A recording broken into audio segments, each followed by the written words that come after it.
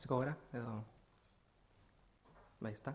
Bueno, egun on guztioi eta eskerrik asko gaur hemen gure deialdiari erantzunez ona etorri zaretelako. Dagoen eguraldiarekin ez da errazon oraino iristea. Nire justu iritsi naiz, errepidean 1000 gora bera aurkitu ditut eta mutrikutik ona iristen oraintzen justuan iritsi naiz. Ia bategabe aurkezpenik utzi dizuet. Bueno, dakizuen bezala, gaur ikuspegik egindako Gipuzkoako barometroa aurkeztu nahi dizuegu, jatorri atzerritarra duten biztanleen inguruko pertzepzioak eta jarrerak aztertzen dituena. Orain dela aste batzuk, Jaurlaritzak urtero egiten ondoan barometroa aurkeztu zuen, ikuspegik egindakoa baita ere. Guk ez dugu urtero egiten Gipuzkoakoa, baina bai 2 urtean behin, jarrera aldaketa edo, norabide aldaketa hori ikusteko, nola Gipuzkoaren pertzepzioak nola dauden, jarrera zein den, eta horren arabera gero gure politikak ere diseinatzeko eta egokitzen joateko. Testuinguruan jartzeko behin eta berriz entzingo diguzun ideia bat aipatu nahi dizuet. Aldundi honen helburu nagusienetakoa da Gipuzkoan desberdinkeria aurre egitea eta gizarte kohesioari eustea. Gipuzkoa Europako desberdinkeria gutxien duen lurraldea izatea nahi dugulako. Gizarte kohesionatua eta solidarioa da gurea, Gipuzkoarra, baina honek etengabeko lana eskatzen du. Inguruan ditugun populismo eta xenofobia mezutatik ihes egin eta herri abegikorra izaten jarraitzeko. Gure zuzendaritzatik bultzatuta aurreko urtearen hasieran onartu genuen Gipuzkoako lehenengo aniztasunean bizikidetza plana. Diskriminazio mota guztiei aurre egiteko borondatearekin onartu genuena.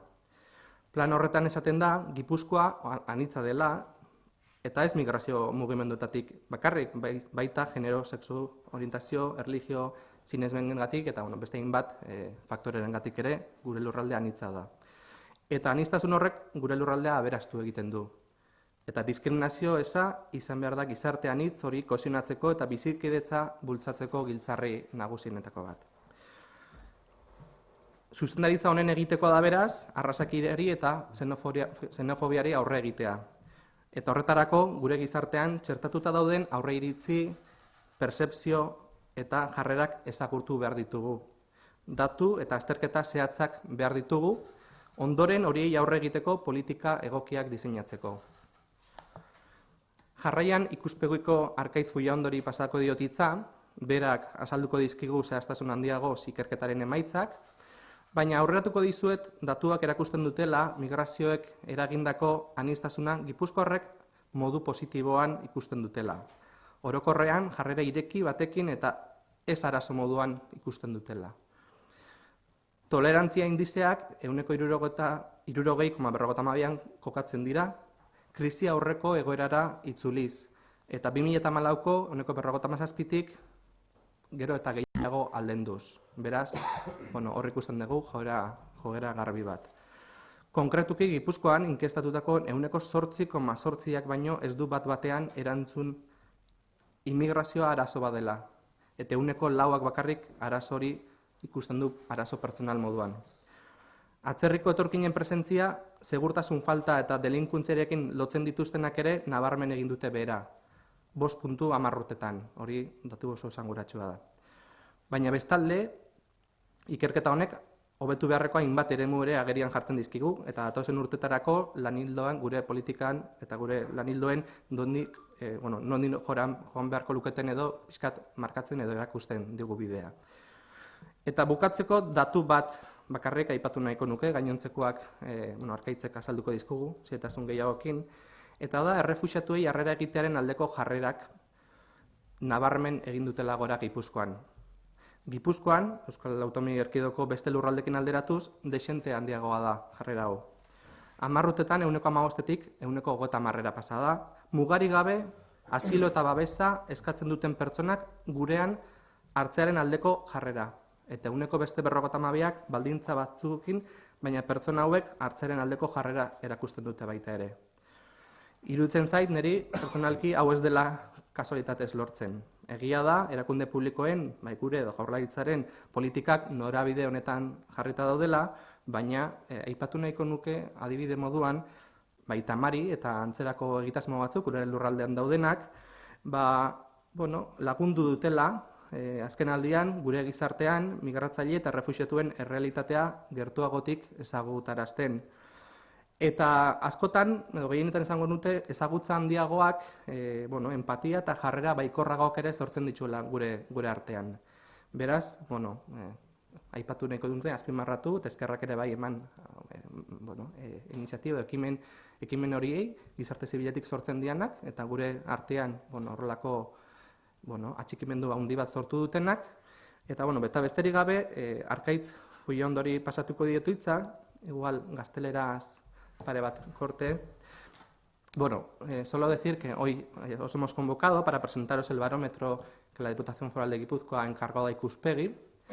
Hace unas semanas conocíamos los datos referentes al barómetro encargado también a Ikuspegi por el Gobierno vasco. Ellos lo hacen todos los años, nosotros lo hacemos cada 2 o 3 años, no lo hacemos cada año, pero sí es importante para poder después diseñar adecuadamente las políticas públicas dirigidas a hacer frente al racismo, a la xenofobia, tener datos reales, tener estudios exhaustivos que nos indiquen un poco cuál es la evolución de la percepción que tienen los guipuzcoanos sobre la realidad de la inmigración. Y en base a eso, luego a nosotros eso nos sirve para poder diseñar adecuadamente las políticas públicas, para poder orientar de forma adecuada y responder realmente a las necesidades que observamos a través de estos estudios. Por tanto, es un instrumento muy útil para nosotros, porque, como sabéis, esta Diputación tiene como objetivo principal trabajar para que Guipúzcoa sea uno de los territorios europeos con menor desigualdad. En ese camino, el año pasado, a principios del año 2018, esta dirección aprobó el primer plan de convivencia en la diversidad para hacer frente a todo tipo de discriminaciones enmarcaríamos dentro de esa línea de acción de este departamento este encargo de este barómetro a Ikuspegi. Arkaitz Fuiando de Ikuspegi será el que nos dé más explicaciones, más exhaustivos sobre los resultados del estudio, pero sí me gustaría destacar únicamente dos datos. Uno es, me gustaría incidir que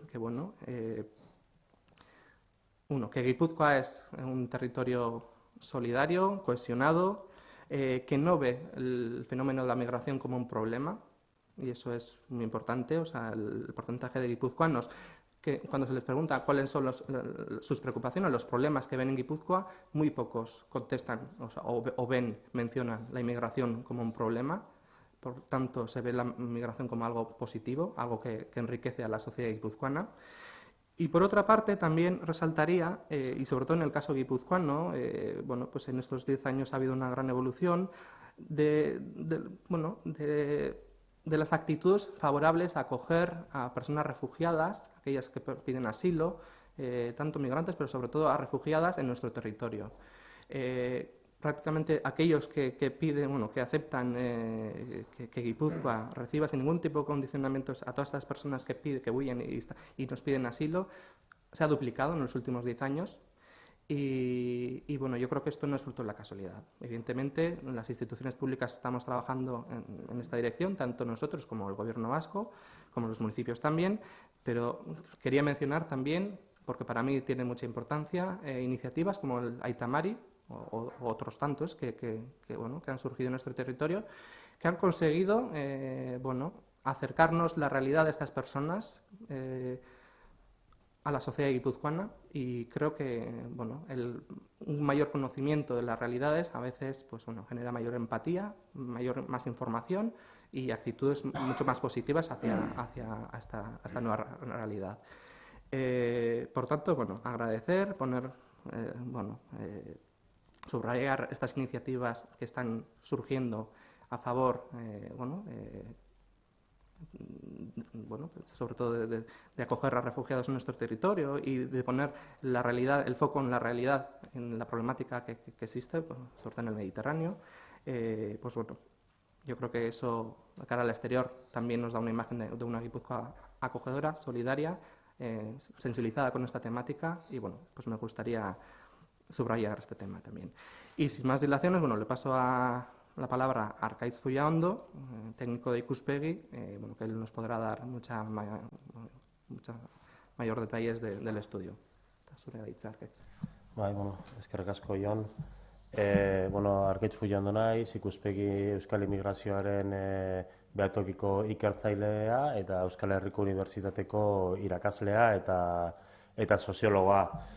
Jone komentatu duen bezala, gaur hemen aurkeztuko ditugun datuak dira, Ikuspegik urtero egiten du barometro bat, Euskal populazioaren pertsepzioak immigrazioarekiko, baina 2008an, 2014an eta orain 2019an ikerketa espezifikoa egin dugu Gipuzkoarentzako, bai. Datuetan ikusten duzuen bezala, landa azterketa egin zen 2019ko martxoa apirilaren bitartean, 400 inkesta egin ziren, eta etxetan egin ziren, esleipen proportzional baten bitartez, ausazko ibilbidea eginez, eta Gipuzkoako 10 udalerritan banatutako lagin puntuak erabili izan ziren. Hauek izaten dira normalean Gipuzkoarako inkesta bat egiten denean nahikoa den lagin bat populazioaren iritziak eta pertsepzioak jasotzeko. Lehenik eta behin, informazio asko daukazue pasatu egin dizuegun txosten honetan, guztiak ez ditut azalduko, bestela, agian 3 ordutako klase bat emango nukeelako, baina, joango naiz niretzako adierazgarrien edo interesgarrienak izan daitezkeen datuak azaltzen, baina gero galderetan ikusten baldin baduzue, daturen bat gehiago interesatzen baldin bazaizue, si luego en las preguntas os interesa algún dato que no he profundizado y os interesa tener mayor explicación, pues os explicaré todo aquello que os interese, ¿vale? Komentatu den bezala, Gipuzkoan immigrazioa ez da arazo bat bezala ikusten, ez? 8,8 bakarrik ikusten du immigrazio arazo bat dena, eta gainera ikusten dugu zelan alderatu egiten baldin badugu aurreko urteetako datuekin, adibidez 2014an 15,5 batek ikusten zuen arazo bat bezala, bai?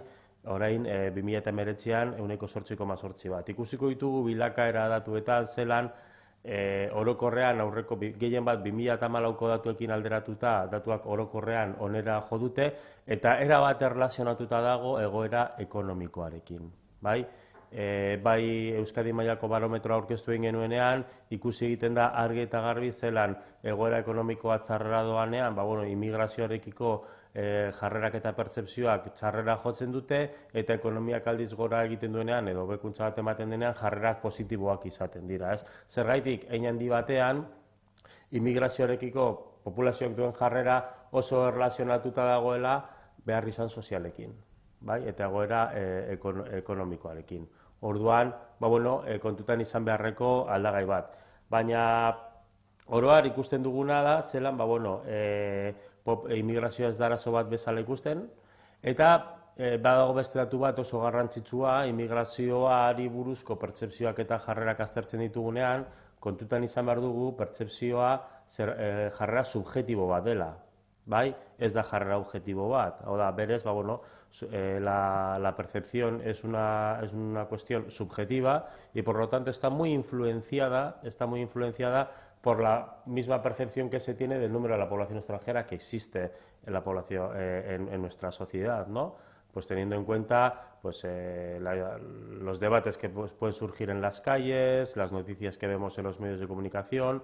Eta honek eramaten gaituena, argi eta garbi da zelan jendeak uste duen Euskadin eta Gipuzkoan dagoen immigrazio kopuru handia. Dagoena, baina gehiago uste du jendeak dagoela, ez? Orduan ikusten dugu zelan Gipuzkoan jendeak usten du immigrazio tasa dela 17,3koa, baina realitatea Gipuzkoan 10,1 dela. Kontutan izan behar dugu. Ez hau da, jendeak uste du dauden baino etorkin gehiago. Eta horrek baldintzatu egiten ditu, gero etorriko diren pertsepzio desberdinak. Gainera, jendeak uste du, urrengo 5 urtetan immigrazioak gora egingo duela, ez? Eta nahiko errotuta dago, da, Gipuzkoarren 68,8% uste du hurrengo 5 urtetan immigrazioak gora egingo duela. Datu hau nahiko garrantzitsua eta esan genezake baita ere positiboa esan daitekela, ziti jendeak asumitu egiten du immigrazioa egiturazko errealitate bat dela, ez dela zerbait koyunturala. La inmigración empieza a ser asumida como algo estructural, no como una cuestión coyuntural de que, cuando sube la economía la inmigración viene y cuando baja la economía la inmigración se va. La sociedad guipuzcoana empieza a asumir que la inmigración y la diversidad empieza a ser una seña característica más de su realidad social, ¿no? Eta gainera uste du, immigrazioak gora egingo duela hurrengo urteetan. Hala ere, datu hau baita ere interesgarria da, jenderi galdetzen diogunean, nondik uste duzu immigrazioa etorriko dela, edo zein izango den gehien igoko diren jatorriak, eta hor ikusten dugu Magreb, Sahara azpiko Afrika eta gero Latinoamerika. Errealitatea zer da, gehien igotzen ari diren fluxua Latinoamerikarrak direna, baina zeintzu dira gehien zentratzen dituzten eztabaidak komunikabideetan edo gehien hitz egiten, gehien problematizatu egiten dena Magrebtarrak eta Sahara azpiko Afrikarrena, ez? Orduan hemen argi eta garbi ikusten dugu pertzepzioa eta realitatea, ez? Pertzepzioa da, Magrebtarrak eta oroar Afrikarrak direla etortzen dira, baina realitatea zein da Latinoamerikarrak direna gehien igotzen ari direna, erabat erlazionatuta gure lan merkatuarekin. Zeintzu dira gipuzkoarrek ikusten dituzten eraginak, immigrazioaren eragina zein dan Gipuzkoan, ez? Oroar, Gipuzkoan ikusten den eragina positiboa da, ez? Hau da, jendea planteatu egiten ditugu barometro honetan esaldi batzu, eta esaten diogu, esaldi hauekin ados zaude, indiferente zaude edo ez zaude ados, ez? Eta hemen ikusten dugun argi eta garbi da, efektu positiboak, alde positiboak planteatzen ditugunean, kaldera positiboak planteatzen ditugunean, adibidez, etorkinak behar ditugu gure ekonomian lan egiteko, 74% ados dago, ikuspuntu funtzionalista batetik baita ere ez, baina etorkinak behar ditugu gure ekonomiak hobeto funtzionatzeko guk egin nahi ez ditugun lanetan lan egiten dutelako, 74% ados dago, ez? Hau da, immigrazioak badauka ekonomian eragin positibo bat. Eta baita ere, planteatzen ditugunean, esaldi negatiboak ikusten dugu zelan kontrakotasuna handia den ere bai. Hau da, lehenik eta behin, immigrazioak langabezia gora egitea egiten duela, ikusten dugu zelan 43% honen kontra dago. Eta bakarrik 33% ongo litzateke alde. Eta galdetzen dugunean, soldatak bere egiten dute immigrazioa dagoelako, Gipuzkoarren 70% ez du uste soldatek bere egiten dutela etorkina daudelako. Eta uste dut galdera hauek eta erantzun hauek positiboak direla, honekin esaldi hauetan ikusten dugulako, immigrazioarikoko jarrera negatibo estereotipatu eta zurrumurru horiekin, erlazio ez daukaten jarrera dituelako Gipuzkoako populazioak. Eta gaina, baita ere, alderatu egiten baldin badugu, zein izan den bilakaera 2014-2019 artean, ikusten dugu zelan, 2014 garren urtean, krisialdi ekonomiko testu inguru batean, immigrazioa, langabezi erlazio hori, 48% uste zuen existitu egiten zela. Normala da, krisi garaian lan gutxiago zegoen, langabezia gora egin zuen, eta orduan, baso jendeak kompetentzia bat ikusten zuela lanarekin. Ekonomia ondo joten da, ekonomia gora egiten du, eta orduan eragin negatibo honen aldekotasuna bera egiten du. Oroar, galdetzen dugunean, ongizateari buruz galdetu egiten dugunean, uste duzu ongizatean, gure gizarteak, Gipuzkoaren gizartearen ongizatean, zer eragina dauka positibo edo negatiboa immigrazioak. Ikusten duguna da, zelan Gipuzkoan, 0-10 tarte batean, bataz bestekoa da 5,79, hau da, nota positibo bat da, bai? Jendeak ikusten du, Gipuzkoan ikusi egiten du eragin positiboagoa dagoela negatiboagoa baino, eta gainera kalkulatu egiten badugu, edo alderatu egiten baldin badugu, datu hau 2008, 2014 eta 2019rekin, ikusten da, zelan 2019 urtean, gure Gipuzkoarren ongizatean eragin positiboa dagoen batazbesteko handiena lortu egiten dena. Vemos como, cuando se pregunta sobre los efectos positivos o negativos sobre el bienestar de la sociedad guipuzcoana, en 2019 conseguimos la nota mayor, más positiva sobre los efectos en el bienestar de la inmigración, ¿no? Y aquí lo vemos como si en una escala entre 0 y 10, en 2010 es positivo, 0 sería negativo, en 2008 es un 5,12, en 2014 es un 4,83, otra vez se relaciona con la situación de crisis económica, y en 2019 esta media aumenta hasta el 5,69, que sería el dato más alto de los años estudiados. Galdetu egiten dugunean, eskubide eta zerbitzuen inguruan, hemen ikusten duguna da, galdetu egiten dugu, bueno, badituzue hemen gure ongizate estatuarekin erlazionatutako zerbitzuak, eskola, osasuna, asistentzia juridikoa, laguntza sozialak, familia ekartzea, babes ofizialeko etxe bizitzak edo bozka eskubidea, eta galdetu egiten dugu, bueno, norentzako izan beharko lukete zerbitzu hauek? Etorkin guztientzako, berdin zaigu paperi daukaten ara ez, edo berdin zaigu zein den beraien estatus legala, bakarrik regularizatuta dauden horientzako, hau da, bizitoki baimena daukatenentzako, edo inorentzako. Orduan, hemen ikusten duguna argi eta garbi, Gipuzkoan, eta baita ere Euskadin, ikusten duguna da zelan gure gizartearentzako eskola eta osasuna eskubide unibertsalak dira. Oda, berdin zaigu, papelik izan, alez izan, pertsona orok dauka eskubidea eskolara juteko, eta pertsona orok dauka eskubidea medikura juteko, gure osasun sistemagatik hartatuak izateko.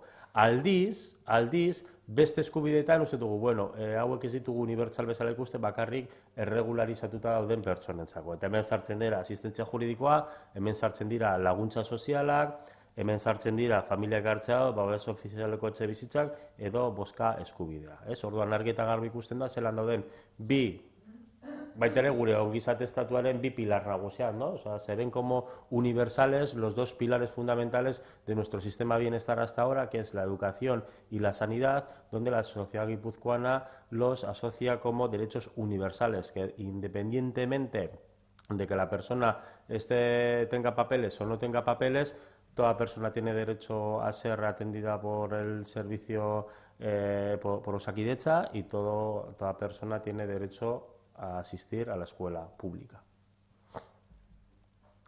Ikusten baldin badugu bilakaera, tendentziak gutxi gora mantendu egin dira, nahiz eta hezkuntza pizkatxo bat igo egin den, eta osasun sistema, pertzepzioa pizkatxo bat indartu edo erregularizazioarena gora egin duen, baina oro har datuak ez dira ere asko aldatzen.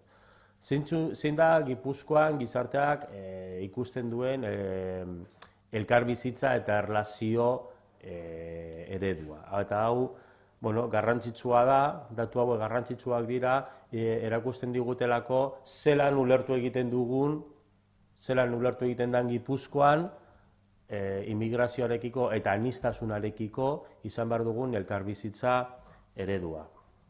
Lehenik eta behin galdetu egiten dugu zein uste duzun zure auzoan edo zure herrian ematen den elkarbizitza eta erlazio klima hori, ez? Ona den, txarra den.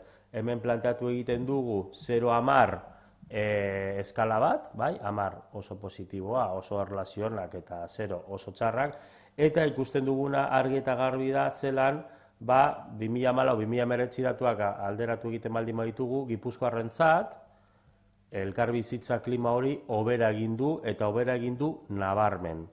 2014an 5,87 batean zeuden, eta orain 6,22 bat da. Batazbesteko bati buruz hitz egiten ari garenean, horrelako aldaketa bat ematen denean, nahiz eta zifretan dirudien asko ez den, baina estatistikoki oso adierazgarria da horrelako aldaketa bat ematea, ez? Es decir, la nota que se le da a la convivencia, de la diversidad en Guipúzcoa, en los barrios y los municipios, ha mejorado sustancialmente, ha pasado de un 5,97 a un 6,22. Cuando analizamos para ser un poco conscientes de cómo analizamos estas medias, esta nota, ¿no?, que se suele poner, podemos compararlo también cuando se hacen las preguntas, por ejemplo, a partidos políticos, líderes políticos y demás, ¿no? Es decir, cuando un líder político pues saca más de un 6, ya se considera como una nota muy elevada. Entonces, vemos que el clima de convivencia en Guipúzcoa está percibida, bueno, que hay una buena convivencia y además que ha mejorado sustancialmente en comparación con el 2014. Joaten garenean, ze elkarbizitza eredu daukagu, Gipuzkoan zelan ikusten da elkarbizitza edo nolako izan behar du elkarbizitza hori. Bueno, EAen Euskadin ematen den elkarbizitza ereduari jarraituz, argi eta garbi ikusten da, Gipuzkoar gizarteak baita ere ikuspuntu asimilazionista bat daukala. Orduan, galdetu egiten dugunean moduren batean edo bestean, zer egin behar den, zer den positiboa, positiboa da guztiok elkartu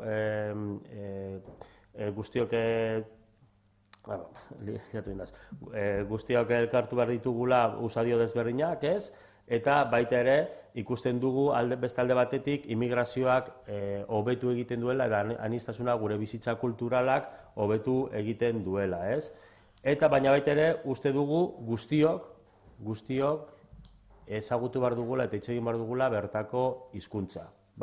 Eta jendeak ez du uste immigrazioak erekin erlazionatuta dauden praktika religiosoak gure bizitza eredua kolokan jartzen duen. Y este dato es importante, ¿no? En Guipúzcoa la gente no piensa que las prácticas religiosas de la población extranjera, principalmente estaríamos hablando de las prácticas religiosas relacionadas con el Islam, la gente no piensa en Guipúzcoa que ponen en riesgo nuestro modelo de vida y además pensamos que es mejor que compartamos costumbres y pensamos también que los otros grupos étnicos enriquecen la vida cultural de Euskadi y de Guipúzcoa, pero también pensamos que lo mejor sería que todos compartamos el mismo idioma, ¿no? Y cuando preguntamos a ver quién tiene que hacer el esfuerzo, galdetzen dugunean, ia nork egin behar duen elkarbizitzarako esfortzu hori aniztasun horretan, argi eta garbi ikusi egiten da, jendeak Gipuzkoan uste du, esfortzua etorkinekin behar dute. Horregatik esaten nuen alen ikuspuntu asimilazionista hau.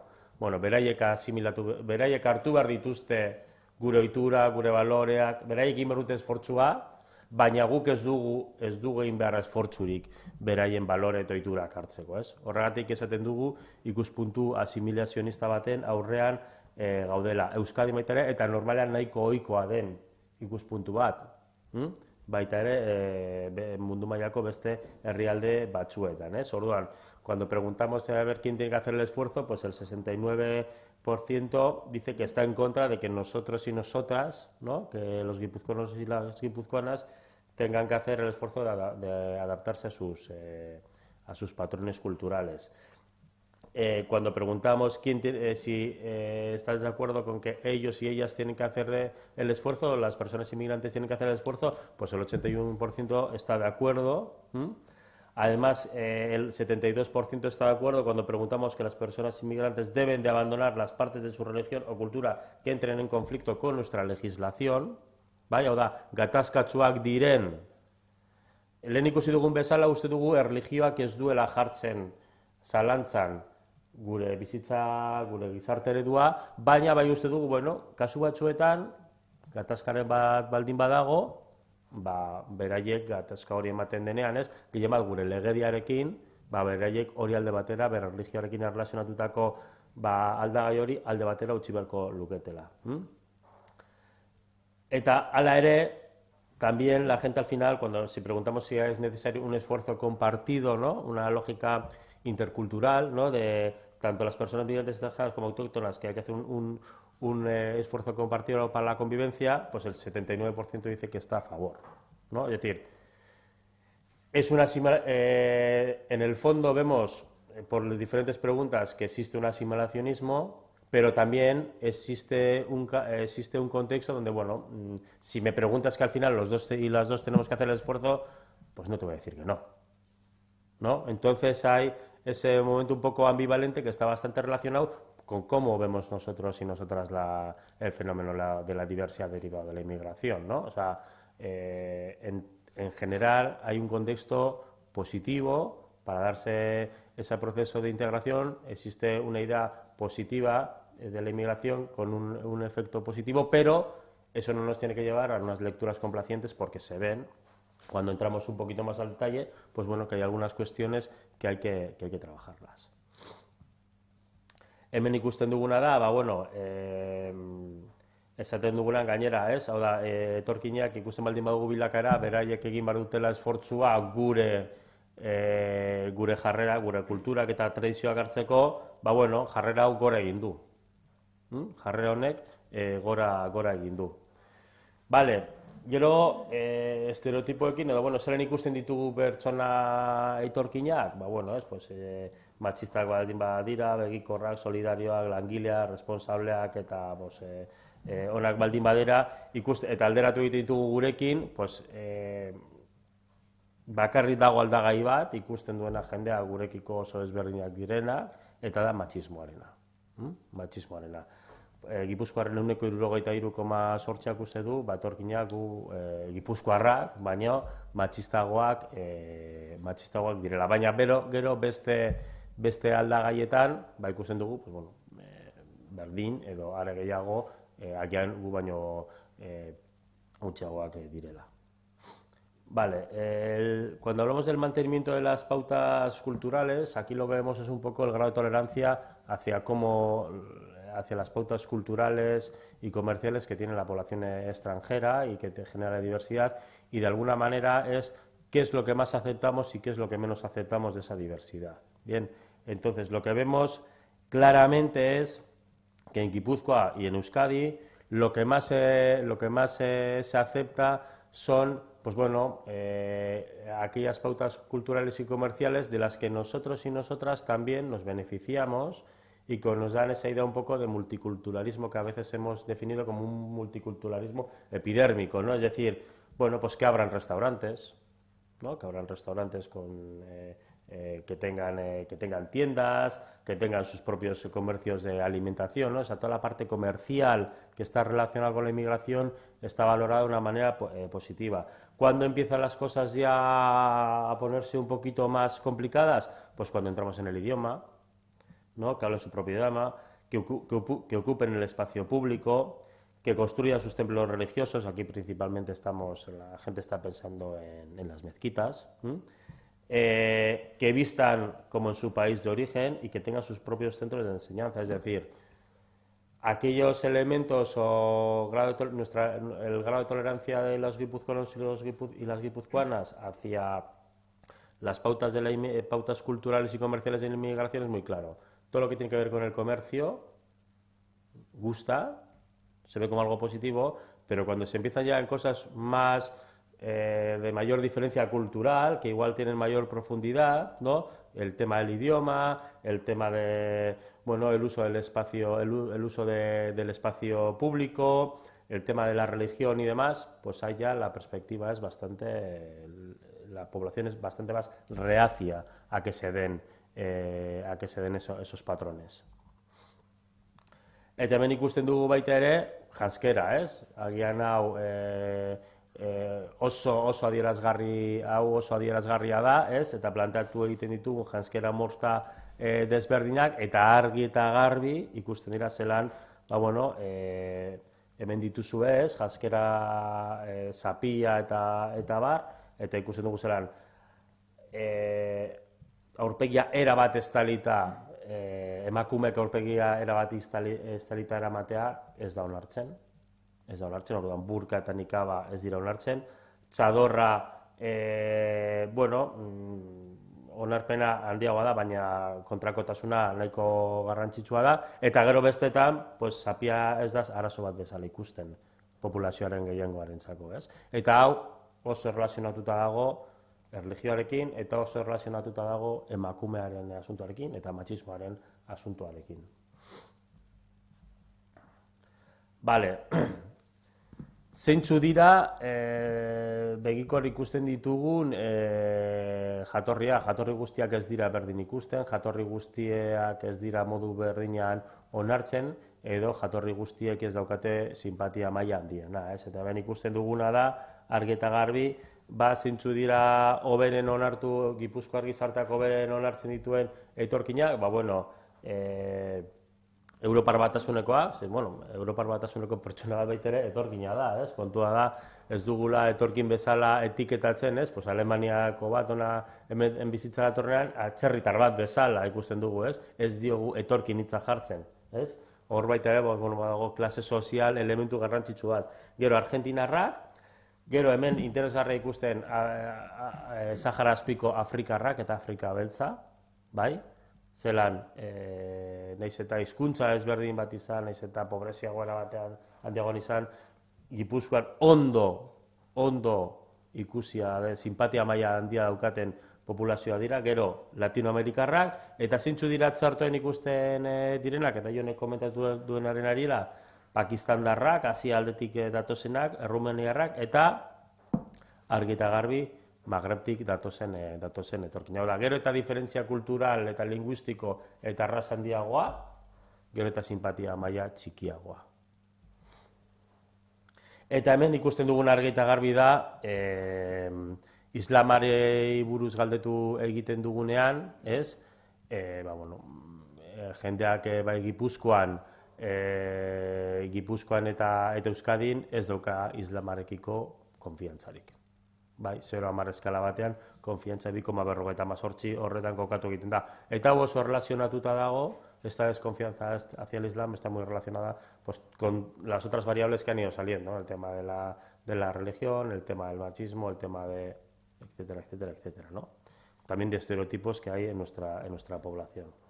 Y hablando de estereotipos, estereotipoak eta zurrumurruak dira gaur egun, eta azken urteetan, Euskadiko administrazio publiko ezberdinetan zurrumurruen inguruko eta estereotipoen inguruko lanketarako gai nagusienetariko bat Gipuzkoan baita ere, ez? Orduan galdetu egiten dugu zeintzu dira gehien zabalduta egon daitezkeen zurrumurruak. Eta zeintzu dira, laguntza sozialak, hori da, esan dezakegu dagoela, en el top 10, lehenengoa eta hor jarrituko duela urte askotan, segurazki, matxismoa, inseguritatea eta delinkuentzia, eta gero, ja berago datoz, langabezia, tal, ez?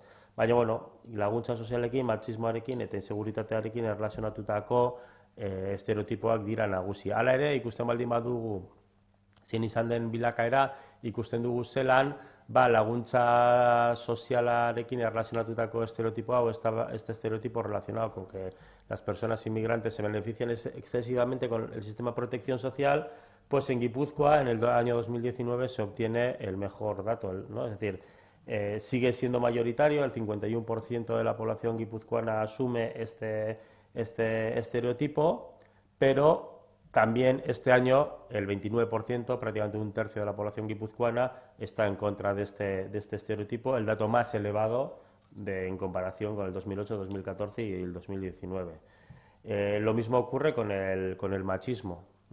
Es decir, sigue siendo el 39% piensa que son más machistas, pero el grado de desacuerdo con que la población extranjera es más machista también ha aumentado, está en un 43%. Incluso lo que vemos en la comparación 2014-2019 es que si bien este es uno de los principales estereotipos, en 2019 el grado de desacuerdo hacia este estereotipo es mayor que el grado de acuerdo. Por lo tanto, ahí también se ha producido una mejora. Y lo mismo ocurre con el tema de la inseguridad y la delincuencia. El grado de desacuerdo es mayor este año, un 38% está de acuerdo con este estereotipo y un 42% en contra. Por lo tanto, podemos decir que estos tres estereotipos principales, la incidencia sobre la sociedad guipuzcoana en el año 2019 ha bajado. Ha bajado. también seguramente relacionado con en parte con la influencia de las diferentes políticas que se están haciendo desde las administraciones públicas, pero principalmente seguramente que tiene que ver con el contexto económico y que la inmigración deja de ser percibida como un problema, como un cabezo turco de la situación. Immigrazio politikari buruz hitz egiten baldin badugu, bai? Galdetzen dugunean, nori eman behar diogu, nor etorri daiteke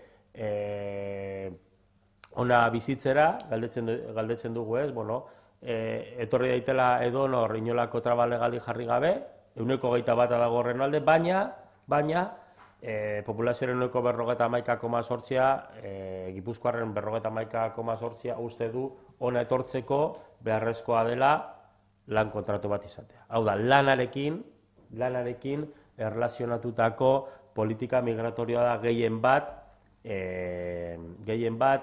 onartu egiten dena. Eta gainera ikusten dugu gutxi gora bera, lanarekin erlazionatutako erregularizazioa dela nagusia, baina ikusten dugu baita ere zelan azken urteetan, guztiei, hau da, pertsona guztiak etortzea irregularrak direnak ez, hau da, zer egin beharko luke gobernuak irregular dauden pertsonekin, ikusten dena es que queda la opción de regularizar a todos y dar papeles a todas las personas ha aumentado de manera muy significativa en los últimos años, pasando de un 19% 2014 a un 27,3%. Y si comparamos este dato con los resultados de Euskadi, vemos también cómo en Guipúzcoa existe una mayor sensibilización hacia este respecto, hacia esta variable. Cuando preguntamos el tema del refugio y el asilo, en 2014 no era un debate que estaba puesto encima de la mesa, pero lo que vemos claramente es que existe una sensibilización muy importante, ¿no? Es decir, para el 30% de la población guipuzcoana hay que acoger a las personas refugiadas y asiladas sin ningún tipo de restricción, y el 36% pide que exista una comprobación, ¿no? Pero solamente un 15% dice que se puedan acoger, pero en un número limitado, y el porcentaje de que no hay que acoger a personas refugiadas y asiladas es residual, un 3,8%. Entonces vemos que existe en la sociedad guipuzcoana una sensibilización en aumento hacia acoger a las personas que escapan de sus países y que piden el estatus de refugiados y refugiadas. Datu guzti hauekin, inkestarekin, ikuspegin sortu egiten dugu tolerantzia indizea. Hemen ikusiko duzuen datu hau bataz besteko bat da, ez da portzentai bat, eta hau azpimarratu egin nahi dugu, bataz besteko hau doa 0-tik 100-era, eta hemen ikusten duguna da zelan bataz besteko honetan tolerantzia, hau da, immigrazioarekiko tolerantzia Gipuzkoan hobera egin du. 100 oso ona izango litzateke eta 0 oso txarra, bale? Orduan ikusten duguna da zelan, bataz bestekoaz 60,52 dan, Euskadikoarekin oso pizkatxoa txikiagoa, baina 60,67, baina oso antzekoak dira. Eta hemen argi eta garbi ikusten dugu, PIB-aren garapen ikusten baldin badugu, eta ikusten baldin badugu tolerantzia indizearen bilakaera, nahiko agirikoa da, tendentziak oso antzekoak direla. Hau da, ekonomia bera doanean, edo ekonomia txarrera doanean, tolerantzia indizea bera doa, ekonomiako bera egiten duenean, tolerantzia indizea gorantza doa, ¿no? La evolución del índice de tolerancia tanto en Euskadi y en Guipúzcoa muestra claramente cómo, si lo relacionamos con la tendencia del PIB en Euskadi, vemos claramente que cuando la economía va bien, el índice de tolerancia mejora, y cuando la economía va mal, la tolerancia hacia la inmigración decrece y empeora.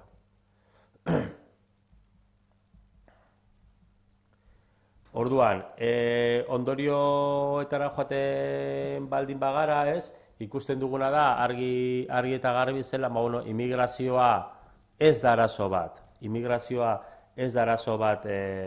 Gipuzkoarrentzako. Arazo nagusiak dira alor sozioekonomikoarekin erlazionatuta, dauden aldagaiak, langabezia, pentsioak, arazo ekonomikoak, beraz, jendeak Gipuzkoan ez du immigrazio arazo bat bezala ikusten, eta are gutxiago arazo pertsonal bat bezala. Una de las principales conclusiones que nos da este informe es que la inmigración no es percibida como un problema en Guipúzcoa. Los problemas que se perciben en Guipúzcoa son principalmente los que tienen que ver con las condiciones de vida y la situación socioeconómica, como es el paro, las pensiones, los problemas de índole económica. No es un problema, la gente no lo percibe como un problema social y menos aún como un problema personal. Y este dato es importante porque bueno, nos pone encima de la mesa un contexto bastante favorable para desarrollar políticas de convivencia e integración. Gainera, gehiengoak dira, Gipuzkoa gehiengoak dira uste dutenak, lehen komentatuan bezala, immigrazioa da fenomeno struktural bat dela. Eta jendeak onartu egin du, igo egingo dela, etorkinen populazio kopurua gora egingo duela, baina baita ere ikusi egiten dugu zelan gain dimentsio bat dagoela, ez? Hau da, jendeak uste du, daudena baina etorkin gehiago daudenak, bai? Eta hau baita ere, Euskadin baita ere errepikatzen den datu bat da. Como he comentado, la población guipuzcoana ya asume la inmigración y la diversidad multicultural y etnocultural como un factor estructural más de la sociedad.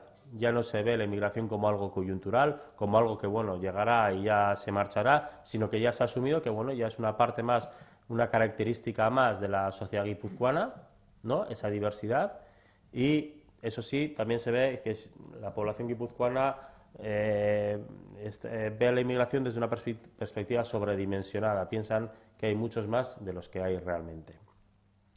Gero ikusten duguna da, immigrazioarekiko tolerantzia oso erlazionatuta dagoela egoera ekonomikoarekin, bai?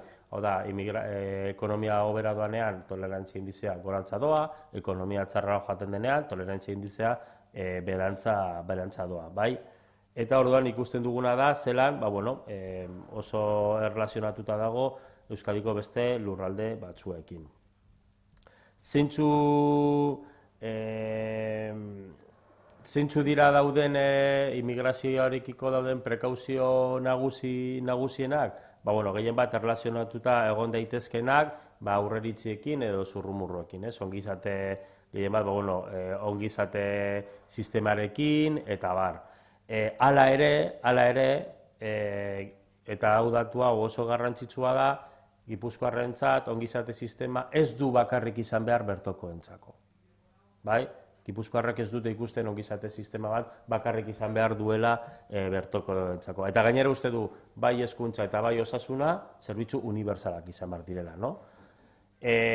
Como he comentado, una de las principales preocupaciones sobre la inmigración tiene que ver con el estado de bienestar relacionado con los principales rumores, pues el tema de las ayudas sociales y demás, pero hay un dato muy importante, que la sociedad guipuzcoana no cree que el sistema de protección social tenga que ser exclusivamente para población autóctona.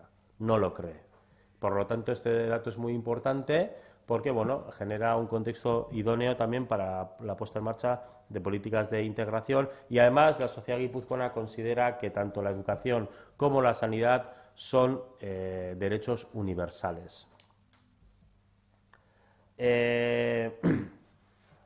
Politika migratorioari buruz galdetzen dugunean, esan dudan bezala, argi eta garbi jendeak ikusten du zelan, migrazio regular bat eta ordenatu bat nahi du Gipuzkoar gizartea, eta gainera erlazionatuta gehien bat lan merkatuarekin, ez? Eta gainera, esaten du, zerbitzu gehienak egon behar dute bideratuta modu erregular batean dauden pertsonentzako, kenduta osasuna eta hezkuntza lehen komentatu dudan bezala, bai? Eta baita ere uste du, erlijioarekin erlazionatutako gatazkak ematen direnean, legeriarekin ez badatoz bat, legea izan behar duela muga bat bezala, bale? Eta bakarrik esaten du, espulsioa noiz bota behar dugu noiz espulsatu egin behar da pertsona bat, bakarrik komentatu egiten da hori delitu bat egin duten, edo delitua edo delinkuentziarekin erlazionatutako etorkinekin, ¿no? Es decir, la inmigración se plantea principalmente, la política migratoria que se plantea en Guipúzcoa por la parte de la sociedad guipuzcoana es que esté regularizada, que sea una inmigración ordenada, está muy relacionada con la obtención de papeles y el mercado laboral, y muchas veces los límites que se establecen tienen que ver con el ámbito legal, como por ejemplo el tema de la cultura que he comentado antes. Gero, eta bukatzen joateko, badaude kolektibo batzuk estigmatizatuagoak daudenak, bai, eta horrek dira, pakistaniak, errumaniarrak eta magrebiarrak, ez, errezelo gehiago izan ditzazketen jatorriak direla, baina, eta baita ere, badaka elkarbizitza ereduari buruz hitz egiten dugunean, Gipuzkoan badago asimilazionismoarekin erlazionatutako jarrera bat, komentatu duan bezala. Entonces, el barómetro lo que nos viene a decir es que, en el tema de la simpatía, pues que hay colectivos más estigmatizados que otros, y digamos que los que salen peor parados, pues la población pakistaní, rumana y magrebí, y que también la población guipuzcoana, pues tiene un concepto de la convivencia intercultural que tiende hacia el asimilacionismo, ¿no? Ellos y ellas tienen que hacer el esfuerzo y no tanto nosotros y nosotras.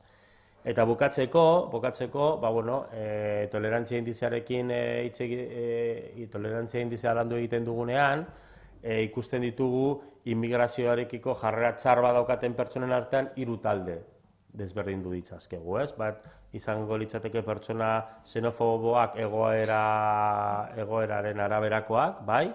Eta horrek izango litzateke, pertsona hori, egitura sozialarengatik, leian dauden pertsonak, gero, arrazista vulnerableak, edo arrazista zaugarriak, eta hauek izango litzateke, egoera sozioekonomiko txarrago batean dauden pertsona horiek, horregatik izan dezaketela arrazismo bide hau, eta gero intolerante ideologikoak. Tenemos la población xenófoba situacional, aquellas personas que de alguna manera compiten en la estructura social, racistas vulnerables que tienen que ver con su situación socioeconómica, y luego, intolerantes ideológicos que lo hacen por una razón ideológica. Eta, pizkatxo bat luzatu naiz, baina, hauek izan dira ikerketaren emaitza nagusiak eta gainera laburbilduak. Galderarik edo... Eskerrik asko Arkaitz, Zain Zabal. Bai. Horrentzi bertan hemen ez dakat datua.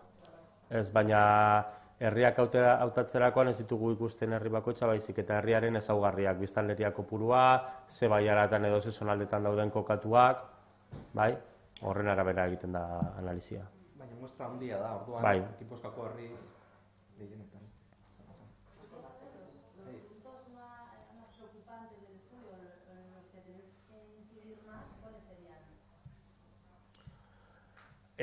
Los puntos, en general el resultado, si lo comparamos con otros años, la tendencia es bastante positiva, ¿no? Es decir, no hemos encontrado ningún dato así relativamente negativo, porque incluso aquellos puntos más negativos, que tienen que ver principalmente con el tema de los estereotipos y los rumores, las ayudas sociales y demás, ¿no? Pues han ido a mejor. Tenemos el tema de la regularización por el mercado laboral, pero eso es una tendencia que se suele repetir bastante. Quizás, esa perspectiva del tema del machismo que es muy clara, pero que también ha ido mejor. Y luego, el principal elemento es el tema del Islam. Uno de los principales elementos es el tema del Islam, el tema de que el tema también de los templos religiosos y demás, pero esto no es un problema, quiero decir, no lo ponemos como veis en las conclusiones, no aparece como uno de los grandes problemas. ¿Por qué? Porque es una de las características, es una característica más, digamos, de esta perspectiva un poco asimilacionista que existe una valoración positiva hacia la inmigración y sobre todo sobre los efectos que tiene la inmigración, pero aquellos elementos que más se diferencian con la sociedad de acogida, con la sociedad guipuzcoana, y que igual pueden generar alguna que otra fricción, pues es lo que está peor visto. pero no lo pondría, en ningún momento lo pondría como un elemento ni de gran preocupación, ni un elemento crítico.